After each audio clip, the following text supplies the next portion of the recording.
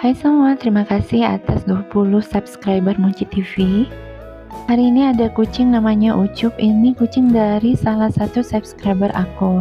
Ucup ini kucing rumahan bisa, kucing luar rumah juga bisa, jadi kayak hibrid ya. Sejarah Ucup sendiri dimulai dari 10.000 tahun yang lalu.